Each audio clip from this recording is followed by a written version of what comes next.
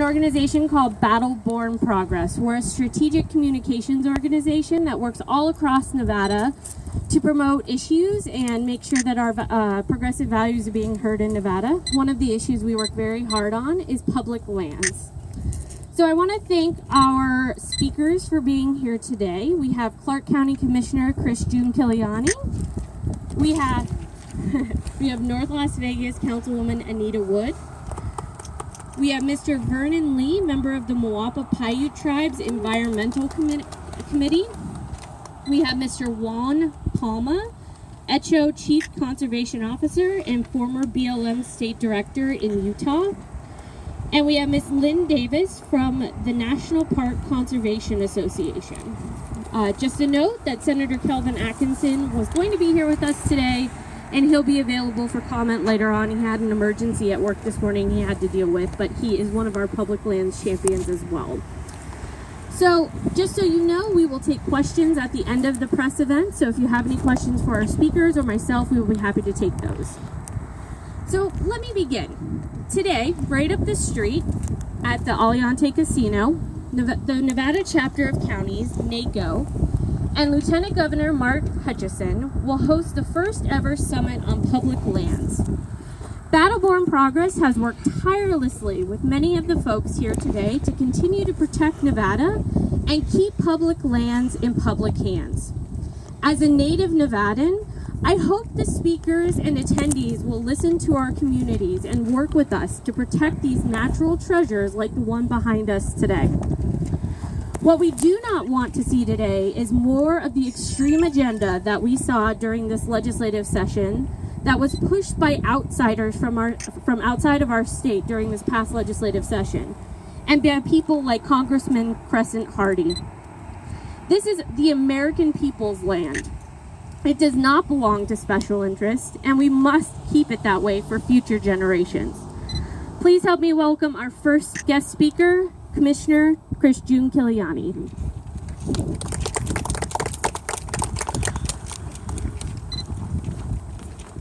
All right, Purple's Mountains Majesty. Okay, think about that. That's what describes Nevada, and especially Southern Nevada.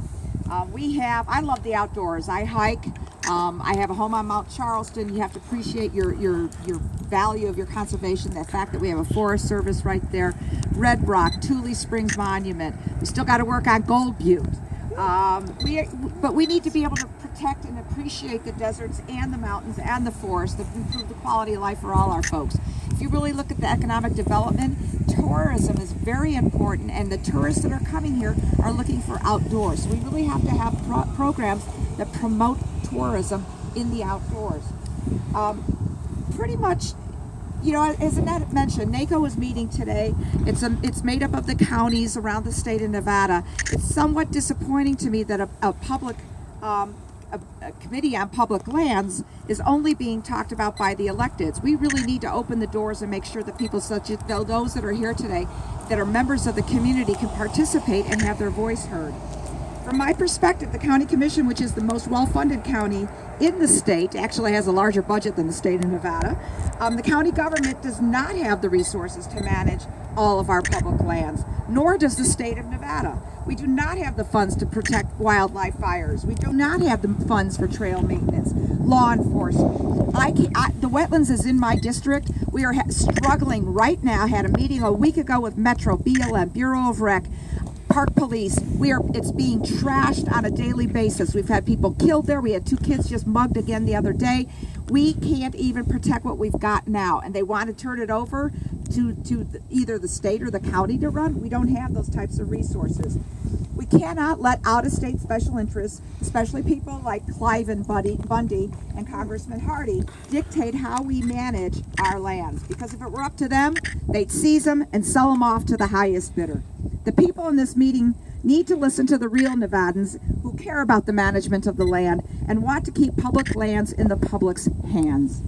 Tule Springs is a great example behind us of how we, as local government, county, federal groups, officials, the tribes, everybody work together. It took us years, but in that collaborative model, we were able to protect and plan that monument. That's an example of what should happen. So again, remember, You need to keep public lands in public hands. Thank you very much. And it's my honor to introduce my friend, Councilwoman Anita Wood. Watch those rocks. Hello. On behalf of the City of North Las Vegas, I am happy to welcome all of you here to one of the country's newest national monuments, Tule Springs fossil beds. Now, to some of you, this may not look like much, although you do get a great view of the mountains. But Tule Springs' greatest assets are hidden away like a treasure, deep within that dirt. And I can tell you, as someone who has had the honor and privilege of getting to see and to touch a 7-foot-long mammoth tusk, a 7-foot-long mammoth tusk that was something like 200,000 years old. To see that kind of history, to get to touch it, it was just the most amazing experience. And those are the types of things that you find in Tule Springs. You're talking about fossils from animals that are long extinct. We have been told by scientists that we may have the answer to what happened to the dinosaur locked within in that dirt and in that desert. Our fossils actually go back farther than what they find in the La Brea tar pits in California. So what you see today may be something simple, but give us a couple of years when there's a visitor center here, when there is a museum so that we can house the fossils that we find in Tule Springs, when there are hiking trails. It is going to be absolutely beautiful and a resource for scientific tourism, something that's pretty new to our valley, but it will be an amazing future for us. And it came about initially when I first learned about it as a planning commissioner for the City of North Las Vegas. It was because NV Energy was building a new substation, and as they were building it, they began to find fossils during their construction, and we started taking action to protect those fossils. And then the most amazing thing happened. Residents started hearing about it, started doing research, and found out that there had been a huge scientific dig done in the 1960s, and all these fossils had been found, and then people just kind of forgot about them. So a group was formed, a group of residents, of North Las Vegas residents primarily, called the Protectors of Tule Springs, affectionately known as POTS. And they did what few groups actually get to do. They changed the world. They started meeting with their elected officials at the city, the county, and the federal level. They reminded us what was in our own backyard, and they begged us to preserve it. And so working together at all levels, not just at one, but at all levels, local, state, and federal, we were able to come up with legislation that was passed. And part of that legislation is about 30,000 acres that are protected to save our history.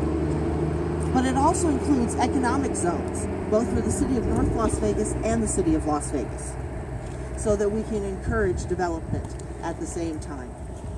And one of the third parts of this legislation is 2,000 acres for UNLV.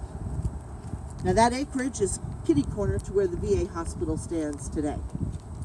If we are smart, and if we work with UNLV and bring them in also as a partner, then we could have a great medical school or some kind of medical program out there with an internship program, possibly at the VA hospital.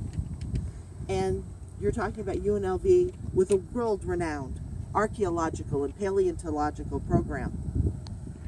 They're going to have a dig site basically right in their own backyard for their students.